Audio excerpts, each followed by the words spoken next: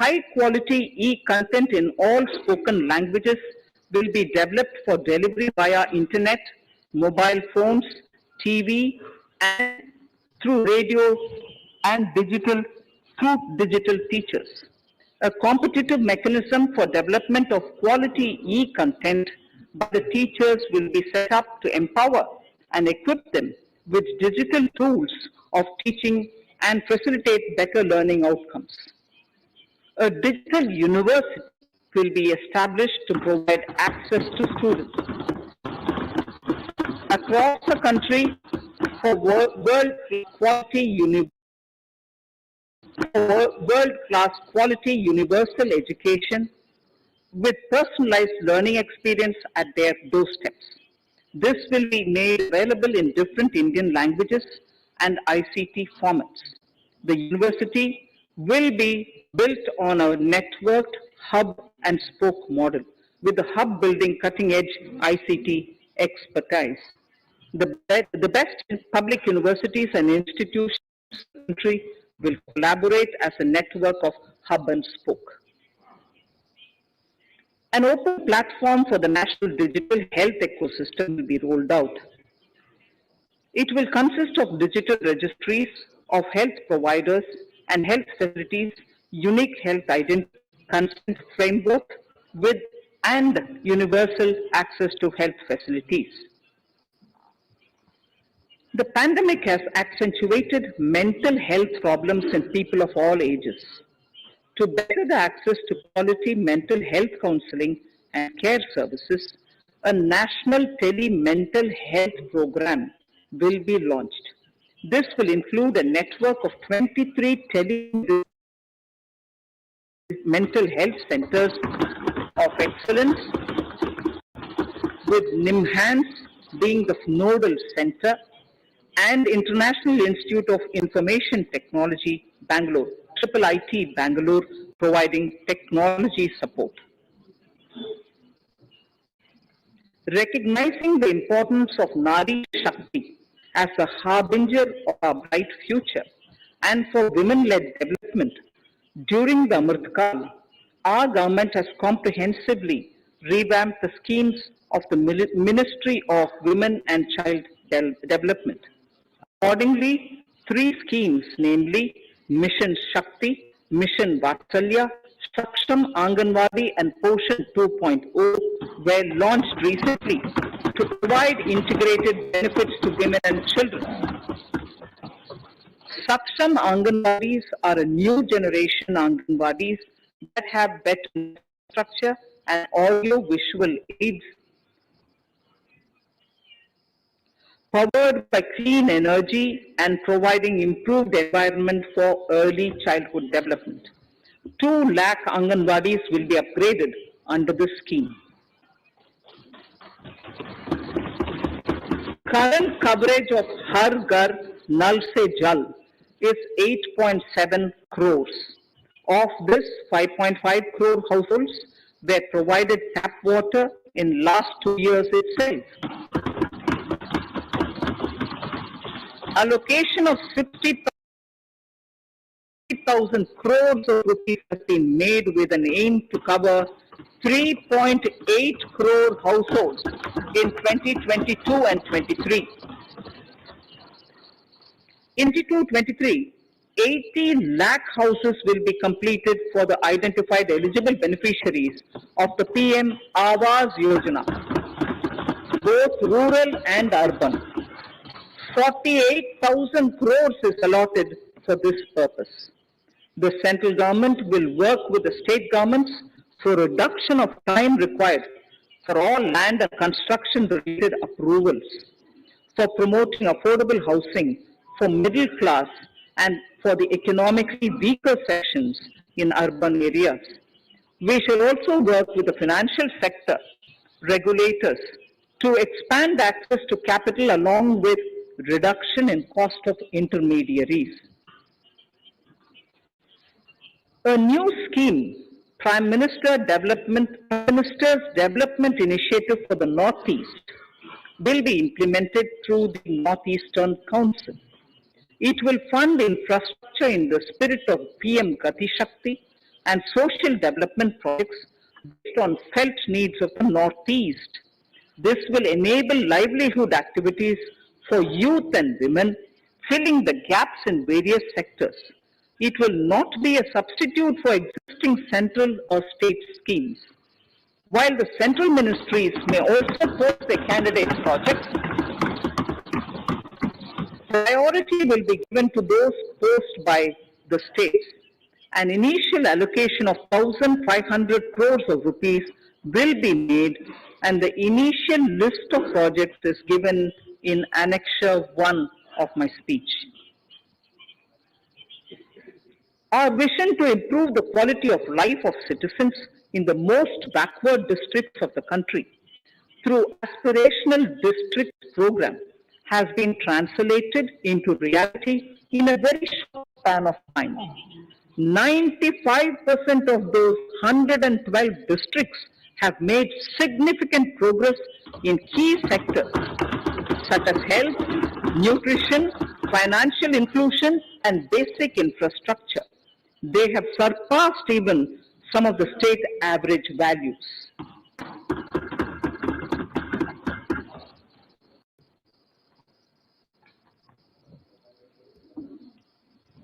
However, in those districts, some blocks continue to lag. In 22-23, the program will focus on such blocks in those districts. Small villages with sparse population, limited connectivity, and infrastructure often get left out from the development gains. Such villages on the northern border will be covered under a new Vibrant Villages program. The activities will include construction of village infrastructure, housing, tourist centers, road connectivity, provisioning of decentralized renewable energy, direct-to-home access for Doordarshan, and educational channels, and support for their livelihood generation. Additional funding for these activities will be provided. Existing schemes will be converged. We will define their outcomes and monitor them on a constant basis. In 2022, 100% of 1.5 lakh post offices will come on the core banking system, enabling financial inclusion and access to accounts through net banking, mobile banking, ATMs, and also provide online transfer of funds between post office accounts and bank accounts. This will be helpful especially for farmers and senior citizens in rural areas, enabling interoperability and financial inclusion. Honorable Speaker, sir, in recent years, digital banking, digital payments, and fintech innovations have grown at a rapid pace in the country. Government is continuously encouraging these sectors to ensure that the benefits of digital banking reach every nook and corner of the country in a consumer-friendly manner. Taking forward this agenda and to mark 75 years of our independence, it is proposed to set up 75 digital banking units in 75 districts of the country by scheduled commercial banks. The financial support for digital payment ecosystem announced in the previous budget will continue in 22-23 as well. This will encourage further adoption of digital payments. There will also be a focus to promote use of payment platforms that are economical and user-friendly. So I move to the next priority. In recent years, over 25,000 compliances were reduced and nearly 1,500 union laws were repealed. This is the result of our government's strong commitment for minimum government and maximum governance. 1,486 union laws were repealed.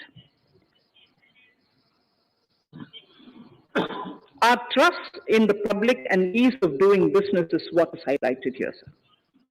For the Amrit Kal, the next phase of ease of doing business 2.0 and ease of living will be launched. In our endeavor to improve productive efficiency of capital and human resources, we will follow the idea of trust-based governance. The new phase will be guided by an active involvement of the states,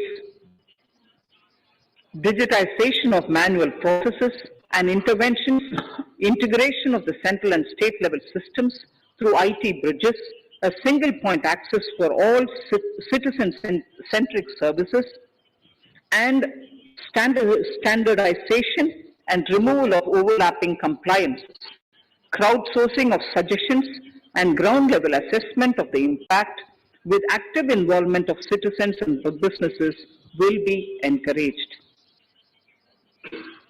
A single window portal, Parivesh, for all green clearances was launched in 2018. It has been instrumental in reducing the time required for approvals significantly.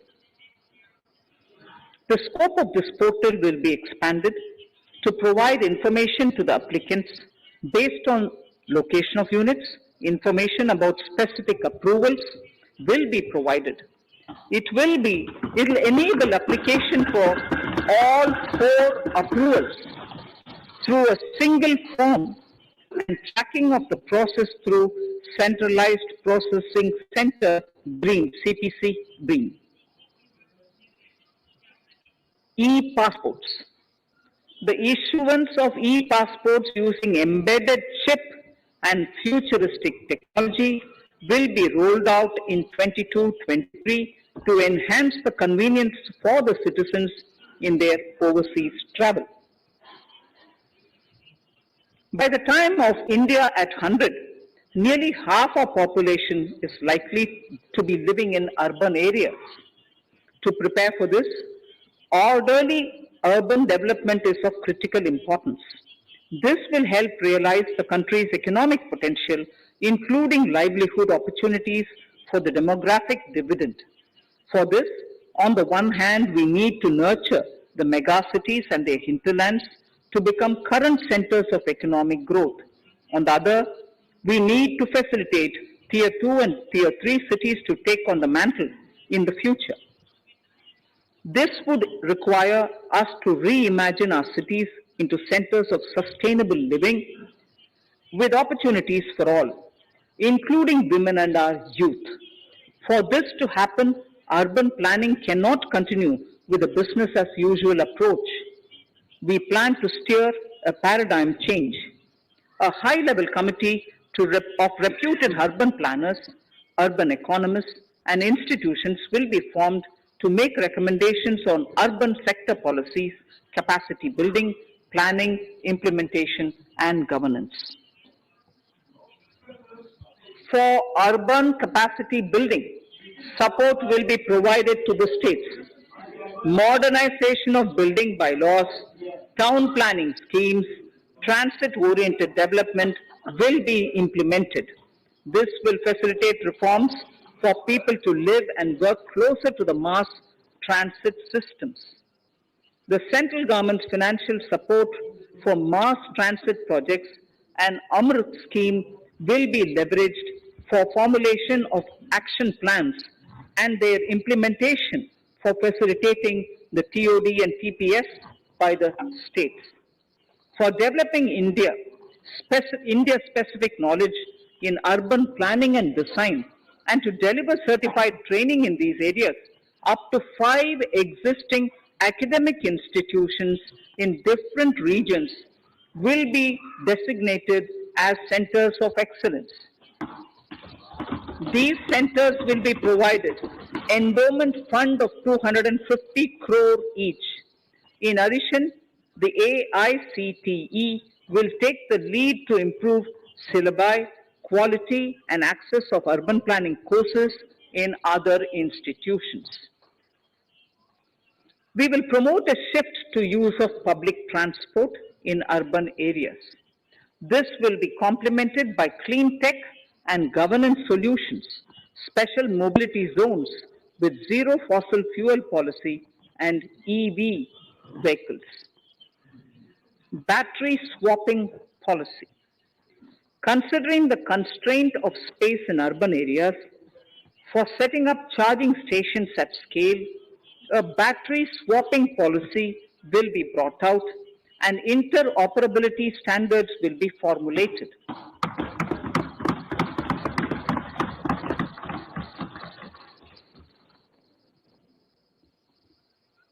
The private sector will be encouraged to develop sustainable and innovative business models for battery or energy as a service. This will improve efficiency in the EV ecosystem. Efficient use of land resources is a strong imperative. States will be encouraged to adopt unique land parcel identification number to facilitate IT-based management of records. The facility for transliteration of land records across any of the Schedule 8 languages will also be rolled out.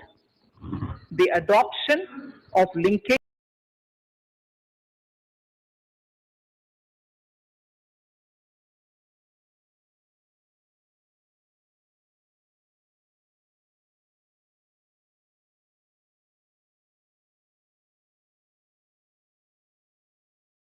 of deeds and documents. Necessary amendments in the code IBC will be carried out to enhance the efficiency of the resolution process and facilitate cross-border insolvency resolution. Accelerated corporate exit. Several IT-based systems have been established for accelerated registration of new companies. Now the Center for Processing Accelerated Corporate Exit, CPACE, will process re-engineering, will be established to facilitate and speed up the voluntary winding up of these companies from the currently required 2 years to less than 6 months. Government procurement. Government rules have recently been modernized for the needs of Amritkal.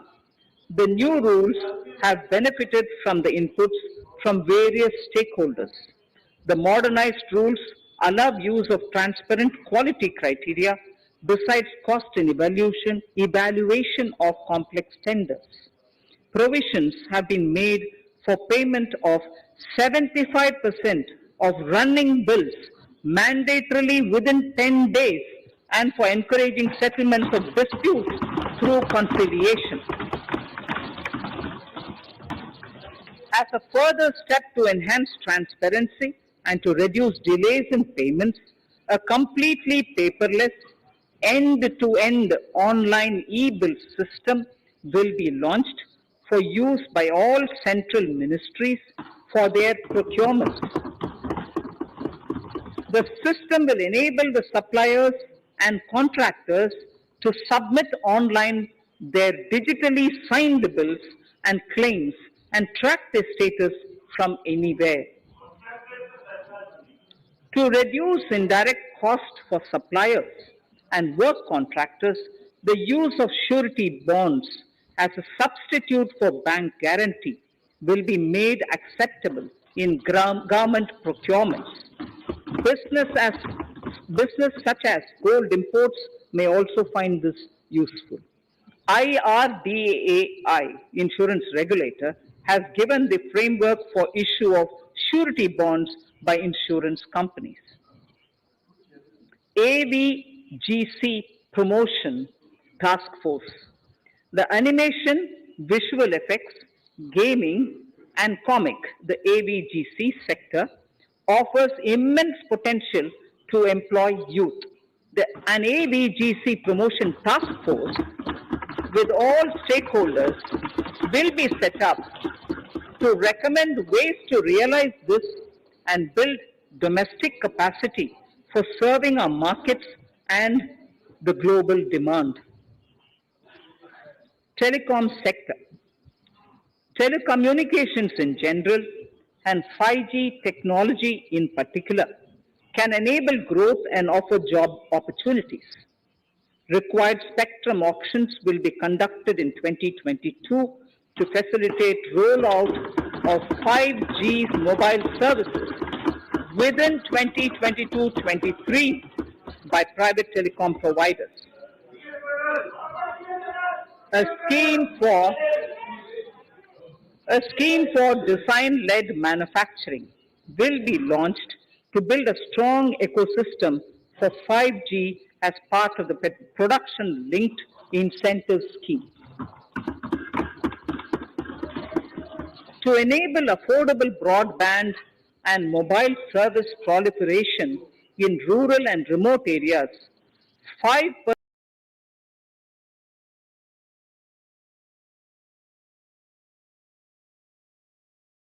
villages and their residents should have the same access to e-services, communication facilities, and digital resources as urban areas and their residents. The contracts for laying optical fiber in all villages, including remote areas, will be awarded under the BharatNet project through PPP in 22 and 23. Completion is expected in 2025. Measures will be taken to enable better and more efficient use of the optical fiber. Export promotion.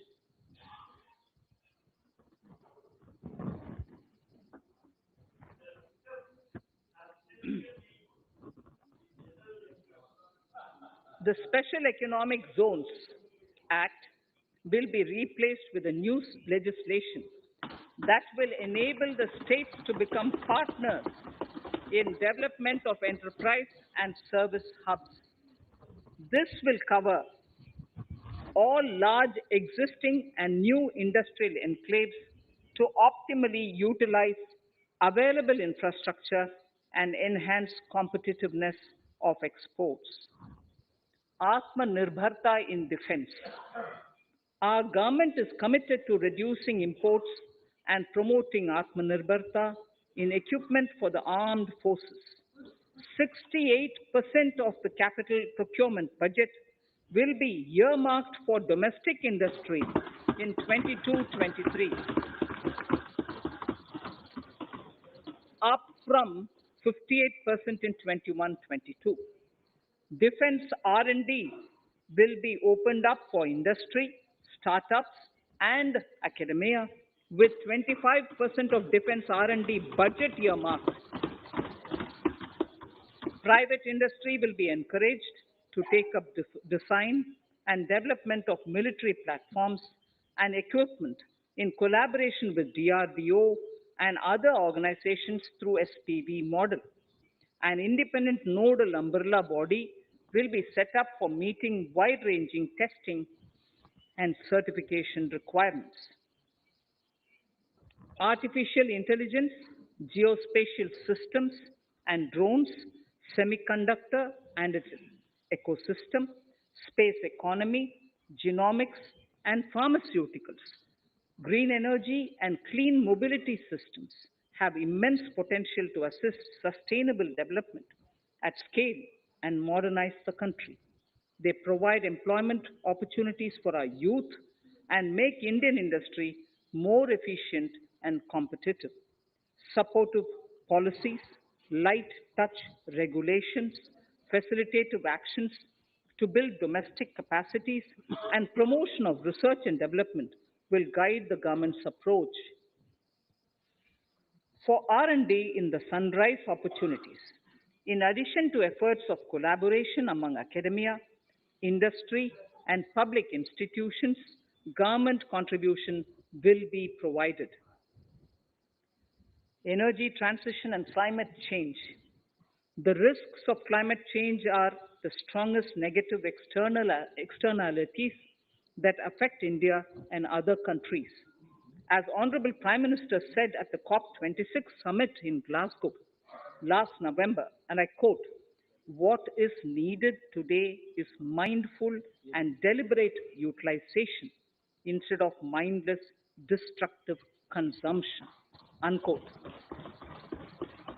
The low carbon development strategy, as enunciated in the Panchamrit that he announced is an important reflection of our government's strong commitment towards sustainable development. The strategy opens up huge employment opportunities and will take the country on a sustainable development path. This budget proposes several near term and long term actions accordingly. Solar power.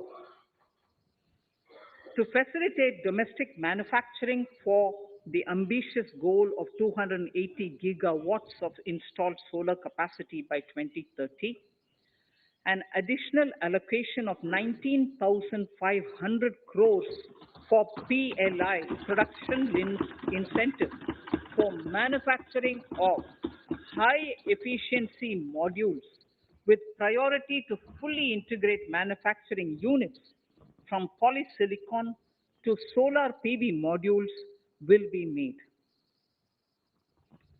Honorable Speaker, sir, the circular economy transition is expected to help in productivity enhancement as well as creating large opportunities for new businesses and jobs. The action plans for 10 sectors such as electronic waste, end of life vehicles, used oil waste, toxic and hazardous industrial waste are already ready. The focus will now be on addressing important cross-cutting issues of infrastructure, reverse logistics, technology upgradation, and integration with informal sector. This will be supported by active public policies covering regulations, extended producers' responsibilities, framework, and innovation facilities. 5 to 7% biomass pellets will be co-fired in thermal power plants, resulting in carbon dioxide savings of 38 MMT annually. This will also provide extra income to farmers and job opportunities to locals and help avoid stubble burning in agricultural fields. Saving energy is an important aspect of the energy management. Hence, energy efficiency and savings measures will be promoted. This will be done in large commercial buildings through the energy service company business model. It will facilitate capacity building and awareness for energy audits, performance contracts, and common measurement of and verification protocol. 4 pilot projects for coal gasification and conversion of coal into chemicals required for the industry will be set up to evolve technical and financial viability.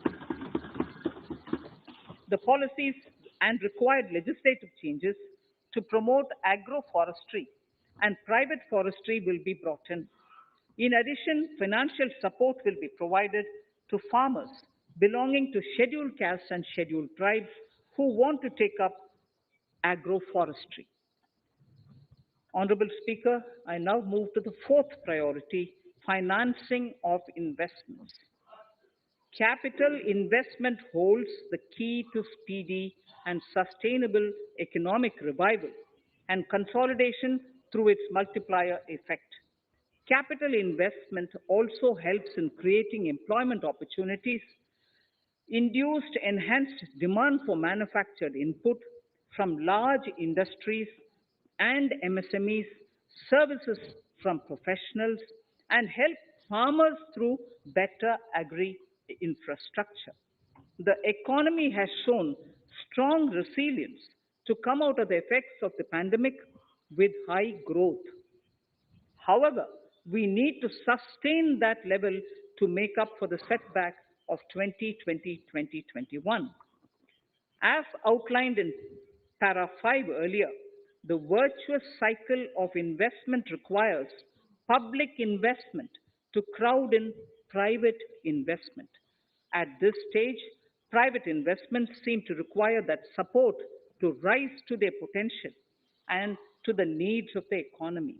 Public investment must continue to take the lead and pump prime the private investment and demand in 2022-23. Considering the above imperative, the outlay for capital expenditure in the union budget is once again being stepped up sharply by 35.4% from 5.54 lakh crore in the current year to 7.50 lakh crores in 22-23. This has increased to more than 2.2 times the expenditure of 2019-20. This outlay in 22-23 will be 2.9% of the GDP. Effective capital expenditure. With this investment taken together with the provision made for creation of capital assets through grants and aid to states, the effective capital expenditure of the central government is estimated at 10.68 lakh crores in 22-23, which will be about 4.1% of the GDP. Green bonds. As a part of the government's overall market borrowings in 22-23, sovereign green bonds will be issued for mobilizing resources for green infrastructure. The proceeds will be deployed in public sector projects which help in reducing the carbon intensity of the economy. GIFT IFSC. World-class foreign universities and institutions will be allowed in the GIFT City to offer courses in the financial management, fintech, science, technology, engineering, and mathematics free from domestic regulations, except those by the IFSCA to facilitate availability of high-end human resources for financial services and technology. An international arbitration center will be set up in the GIFT City for timely settlement of disputes under international jurisprudence. Services for global capital for sustainable and climate finance in the country will be facilitated in the GIFT City. Infrastructure status. Data centers and energy storage systems, including dense charging infrastructure and grid-scale battery systems, will be included in the harmonized list of infrastructure. This will facilitate credit availability for digital infrastructure and clean energy storage. Venture capital and private equity invested more than 5.5 lakh crores last year, facilitating one of the largest startup growth systems. Scaling up this investment requires a holistic examination of regulatory and other frictions. An expert committee will be set up to examine and suggest appropriate measures. Government-backed funds, NIIF and SIDBI, Fund of Funds, have provided scale capital, creating a multiplier effect. For encouraging important sunrise sectors such as climate action, deep tech, digital economy, pharma, and agri-tech, the government will promote these thematic funds for blended finance, with the government share being limited to 20% and the funds being managed by private fund managers. For financing the infrastructure needs, the stepping up of public investment will need to be complemented by private capital at a significant scale. Measures will be taken to enhance financial viability of projects including PPP, with technical and knowledge assistance from multilateral agencies. Enhancing financial viability shall also be obtained by adopting global best practices, innovative ways of financing, and balanced risk allocation. Digital rupee.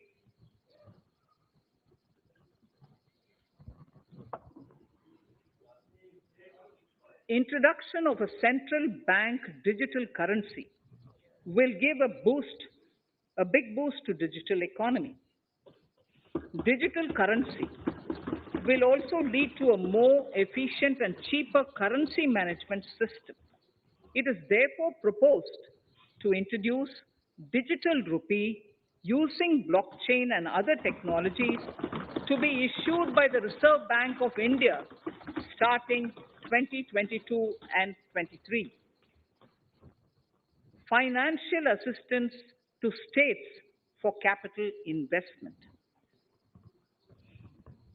Reflecting the true spirit of cooperative federalism, the central government is committed to bolstering the hands of the states in enhancing their capital investment towards creating productive assets and generating remunerative employment. The scheme for financial assistance to states for capital investment has been extremely well received by the states.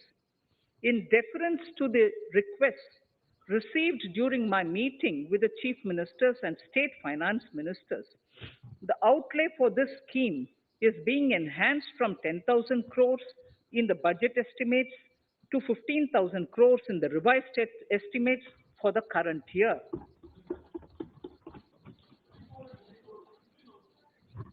For 22-23,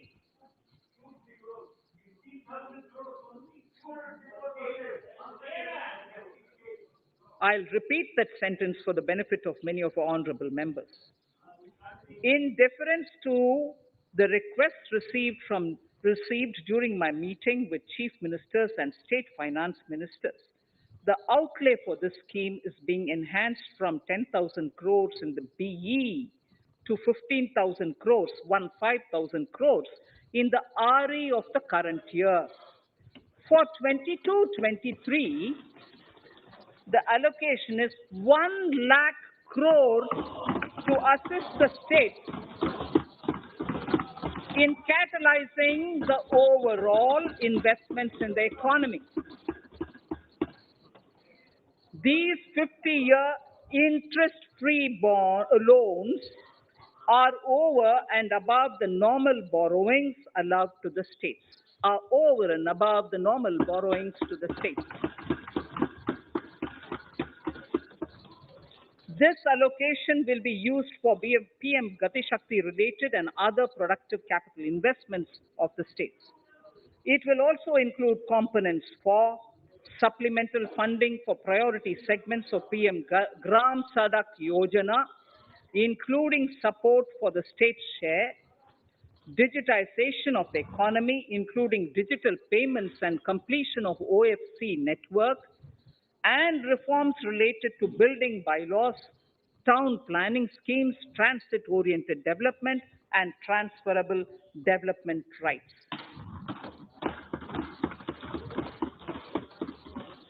In 22-23, in accordance with the recommendations of the 15th Finance Commission, the states will be allowed a fiscal deficit of 4% of the GSDP, of which 0.5% will be tied to power sector reforms, for which the conditions have already been communicated in 21-22. Fiscal management. As against a total expenditure of 34.83 lakh crores of rupees projected in the BE 21-22, the revised estimate is 37.70 lakh crores. The revised estimate of capital expenditure is 6.3 lakh crores of rupees. This includes an amount of 51,971 crores towards settlement of outstanding guaranteed liabilities of Air India and its other sundry commitments. Coming to the budget estimates, Honorable Speaker, sir, the total expenditure in 22-23 is estimated at 39.45 lakh crores, while the total receipts other than borrowings are estimated at 22.84 lakh crores of rupees.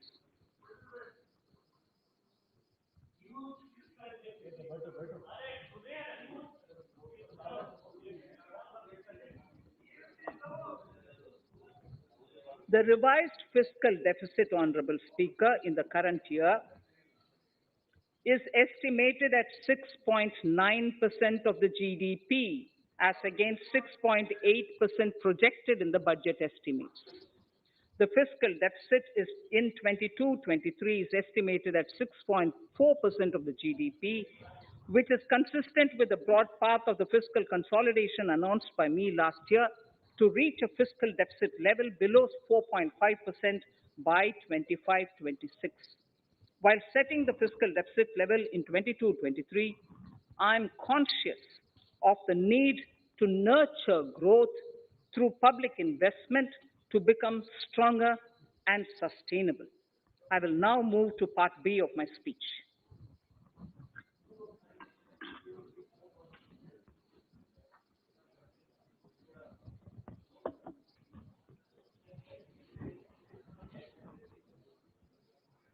Direct tax. Honorable Speaker, sir, I take this opportunity to thank all the taxpayers of our country who have contributed immensely and strengthened the hands of the government in helping their fellow citizens in this hour of need. So I have brought in a little verse from the Mahabharata. I wouldn't spend more time reading because I would like the speech to get the enough time. However, the substance of it is the king must make arrangements for yoga kshema, which is the welfare of the populace, by way of abandoning any laxity and by governing the state in line with dharma, along with collecting taxes which are in consonance with dharma. This is Mahabharata Shanti Parva Adhyaya, Shloka 11 from 72. Drawing wisdom from our ancient texts, we continue on the path to progress.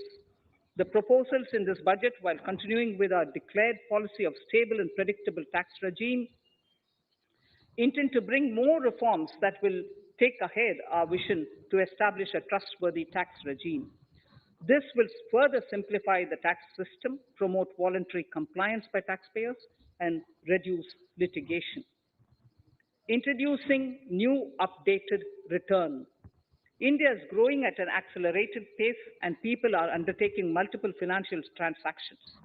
The Income Tax Department has established a robust framework of reporting of taxpayers' transactions.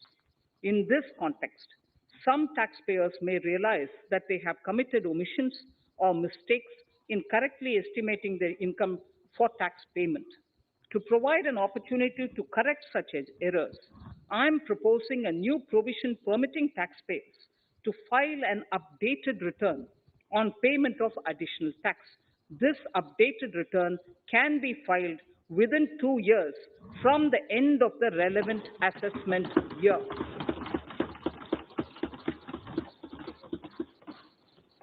Honorable Speaker, sir, presently, if the department finds out that some income has been missed out by an assessee, it goes through a lengthy process of adjudication. Instead, with this proposal now, there will be a trust repost in the taxpayers that will enable the assessee herself to declare the income that she may have missed out earlier while filing her return. Full details of the proposal are given in the finance bill. It is an affirmative step in the direction of voluntary compliance.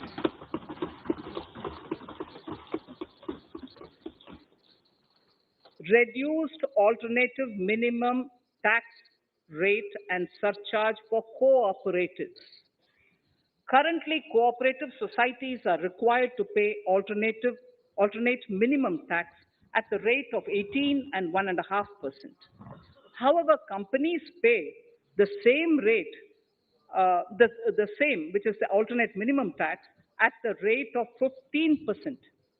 To provide a level playing field between cooperative societies and companies, I propose to reduce this rate for the cooperative societies also to 15%. Honorable Speaker, sir, I also propose to reduce the surcharge on cooperative societies from the present 12% to 7% for those having total income of more than 1 crore and up to 10 crores. This would help in enhancing income of cooperative societies and its members who are mostly from the rural and from farming communities. Tax relief to persons with disability. The parent or guardian of a differently abled person can take an insurance scheme for such person. The present law provides for deduction to the parent or guardian only if the lump sum payment or annuity is available to the differently abled person on the death of the subscriber, that is the parent or the guardian. There could be situations where the differently abled dependent may need payment of annuity or lump sum amount even during the lifetime of their parent or guardian. I propose thus to allow the payment of annuity or and lump sum amount to the differently abled dependent during the lifetime of the parent and guardians, that is parent or guardians attaining the age of 60 years. Parity between employees of the state and central governments. At present, the central government contributes 14% of the salary of its employee to the National Pension System, NPS, Tier 1. This is allowed as a deduction in computing the income of the employee. However, such deduction is allowed only to the extent of 10% of the salary in case of employees of the state governments. To provide equal treatment to both central and state government employees, I propose to increase the tax deduction limit from 10% to 14% on employers' contribution to the MPS account of state government employees as well. This would help in enhancing the social security benefits of the state government employees and bring them at par with central government employees. Incentives for startups. Startups have emerged as drivers of growth for our economy. Over the past few years, the country has seen a manifold increase in successful startups. Eligible startups established before 31/3/2022 had been provided a tax incentive for 3 consecutive years out of the 10 years from incorporation. In view of the COVID pandemic, I propose to extend the period of incorporation of the eligible startup by 1 more year, that is, up to 31/3/2023, for providing such tax incentives.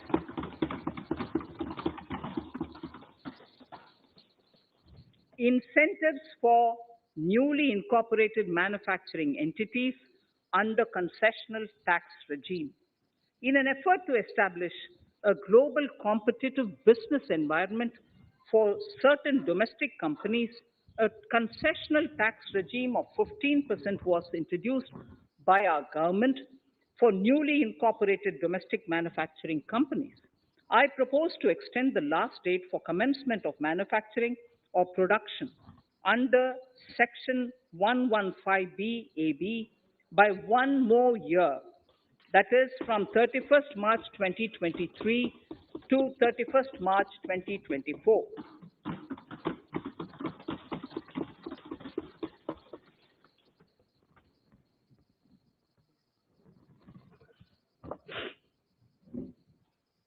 Scheme for taxation of virtual digital assets.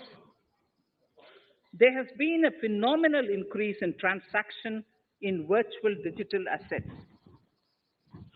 The magnitude and frequency of these transactions have made it imperative to provide for a specific tax regime.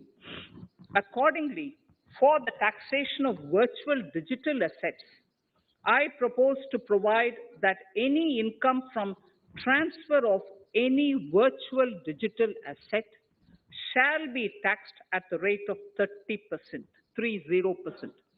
No deduction in respect of any expenditure or allowance shall be allowed while computing such income except cost of acquisition. Further, loss from transfer of virtual digital asset cannot be set off against any other income. Further, in order to capture the transaction details, I also propose to provide for TDS on payment made in relation to transfer of virtual digital asset at the rate of 1% of such consideration above a monetary threshold. Gift of virtual digital asset is also proposed to be taxed in the hands of the recipient.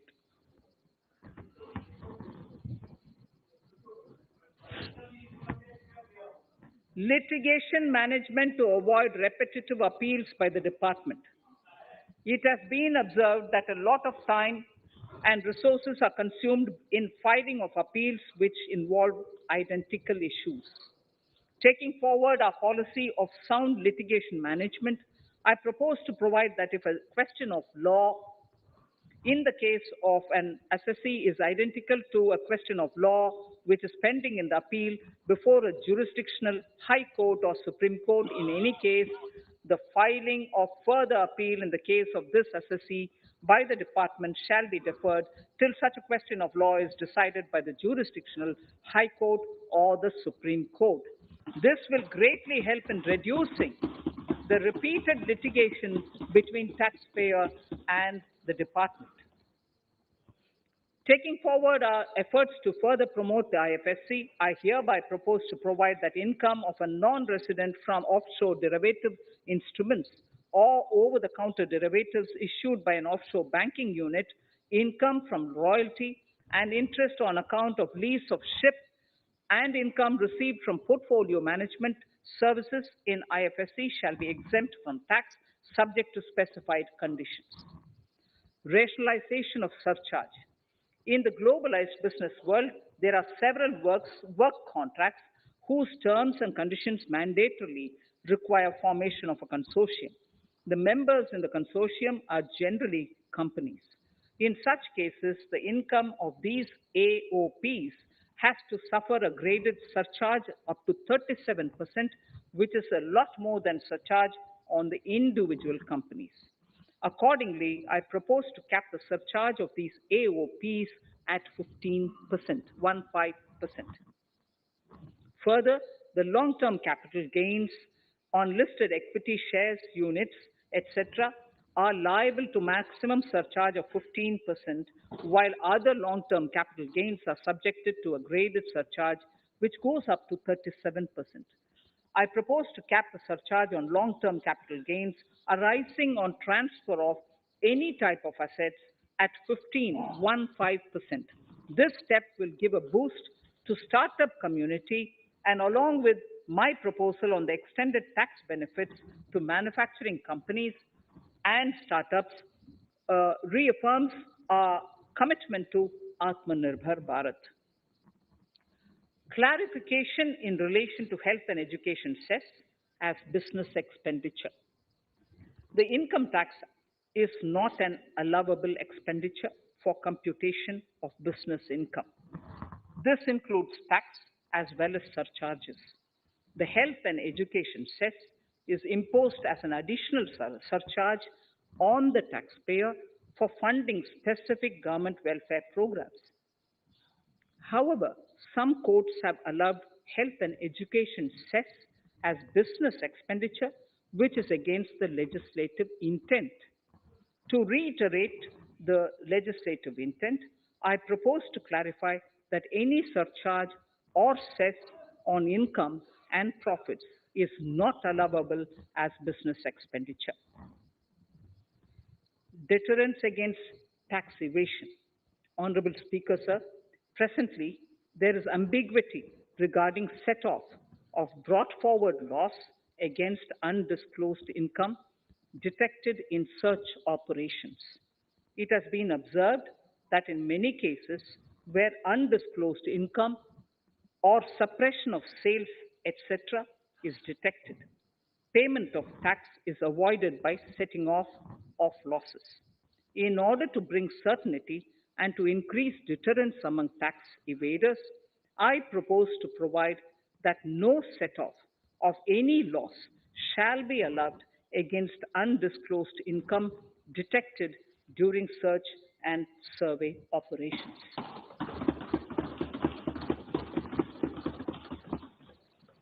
It has been noticed that as a business promotion strategy, there is a tendency on businesses to pass on benefits to their agents. Such benefits are taxable in the hands of the agents.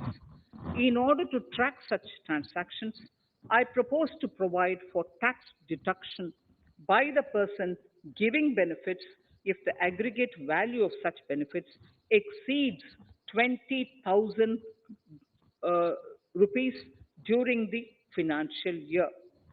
A few other changes are being made, the details of which are there in the finance bill. Indirect taxes. So, remarkable progress in GST. GST has been a landmark reform of independent India, showcasing the spirit of cooperative federalism. While aspirations were high, there were huge challenges too. These challenges were overcome deftly and painstakingly under the guidance and the oversight of the GST Council. We can now take pride in a fully IT driven and progressive GST regime that has fulfilled the cherished dream of India as one market, one tax. There are still some challenges remaining, and we aspire to meet them in the coming year. The right balance between facilitation and enforcement has engendered significantly better compliance, and enforcement has engendered better compliance. GST revenues are buoyant despite the pandemic. I would bring in something which I've got to know this morning, not part of my speech, but worth putting in here for the knowledge of the Honorable House. I would like to bring to the notice of this House,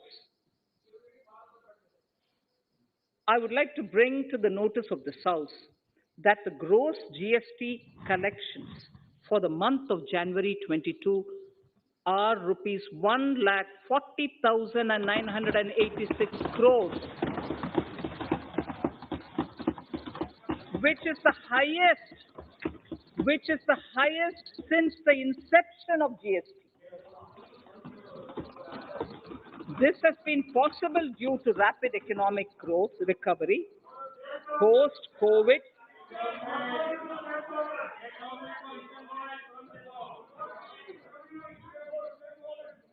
This has been possible due to the rapid economic recovery post-COVID, as well as various policy and administration undertaken by central and state tax administrations. Taxpayers deserve applause for this growth. Not only did they adapt to the changes, but enthusiastically contributed to the cost of paying taxes. Special economic zones. In part A of my speech, I have referred to the proposed reforms in SEZs. Alongside, we will also undertake reforms in customs administration of SEZs, and it shall henceforth be fully IT driven and function on the customs national portal with a focus on higher facilitation and with only risk-based checks. This will ease doing business by SEZ units considerably. This reform shall be implemented by 30th September 2022. Customs reforms and duty rate changes. Customs administration has reinvented itself over the years through liberalized procedures and infusion of technology. Faceless customs has been fully established. During COVID-19 pandemic, customs formation have done exceptional frontline work against all odds, displaying agility and purpose. Customs reforms have played a very vital role in domestic capacity creation, providing level playing field to our MSMEs, easing the raw material supply side constraints, enhancing ease of doing business, and being an enabler to other policy initiatives such as PLI and phased manufacturing plans. My proposal on customs side are aligned to these objectives. Project Imports and Capital Goods. National Capital Goods Policy 2016 aims at doubling the production of capital goods by 2025. This would create an employment opportunities and result in increased economic activity. However, several duty exemptions, even extending to over 3 decades, in some cases have been granted to capital goods for various sectors like power, fertilizer, textiles, leather footwear, food processing, and fertilizers. These exemptions have hindered the growth of the domestic capital goods sector. Similarly, project import duty concessions have also deprived the local producers of a level playing field in areas like coal mining projects, power generation, transmission, or distribution projects, railway and metro projects. Our experience suggests that reasonable tariffs are conducive to the growth of domestic industry and make in India without significantly impacting the cost of essential imports.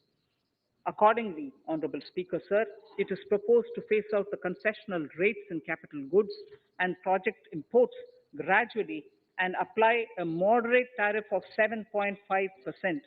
Certain exemptions for advanced machineries that are not manufactured within the country shall continue. A few exemptions are being introduced on inputs like specialized castings, ball screw, and linear motion guide to encourage domestic manufacturing of capital goods. In the last two budgets, we have rationalized several customs exemptions. We have once again carried out an extensive consultation, including by crowdsourcing. As a result of these consultations, more than 350 exemption entries are proposed to be gradually phased out. These include exemptions on certain agricultural produce,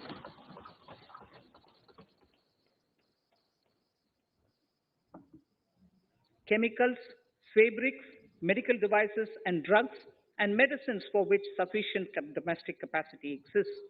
Further, as a simplification measure, several concessional rates are being incorporated in the customs tariff schedule itself instead of prescribing them through various notifications.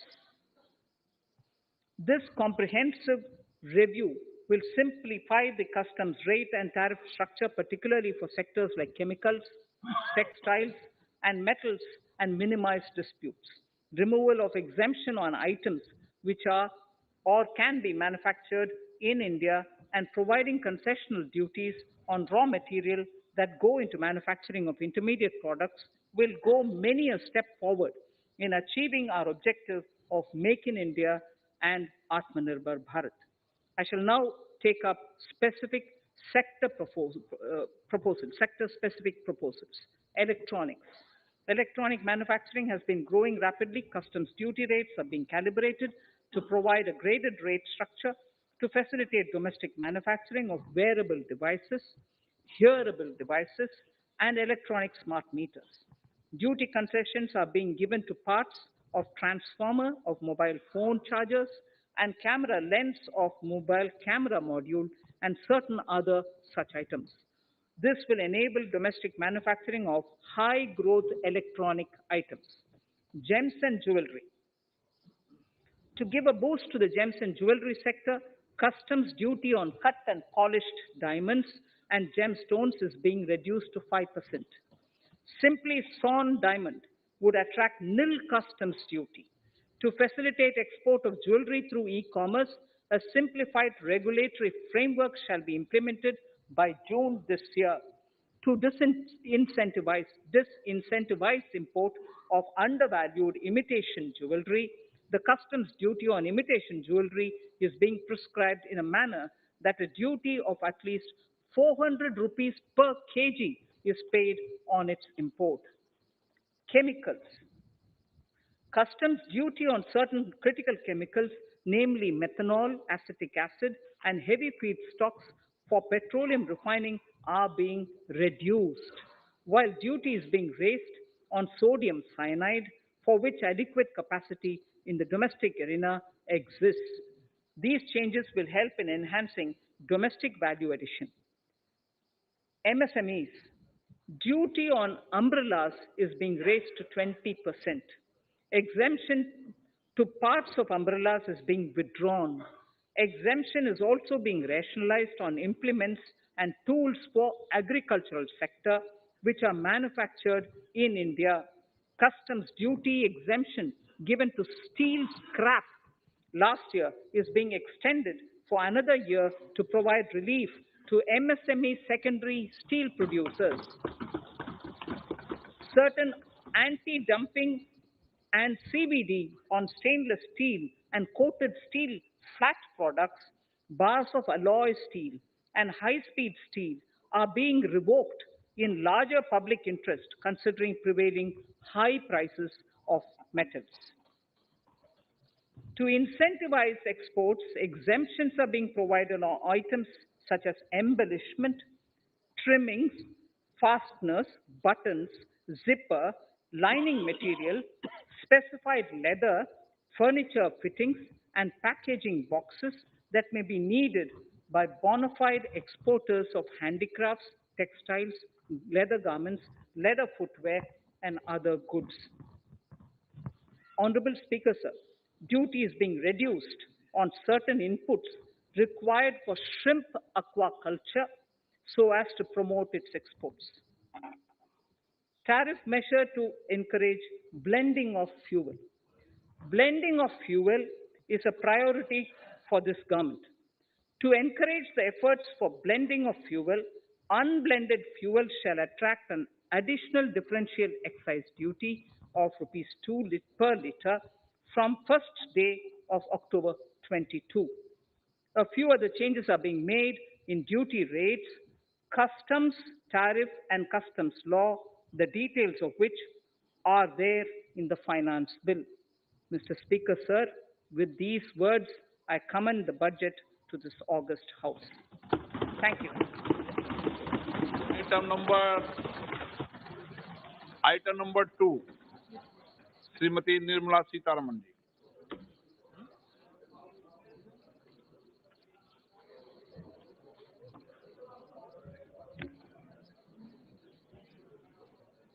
Sir, with your permission, I rise to lay on the table the following statements under Section 3(1) of the Fiscal Responsibility and Budget Management FRBM Act 2003, Medium-Term Fiscal Policy cum Fiscal Policy Strategy Statement and Macroeconomic Framework Statement.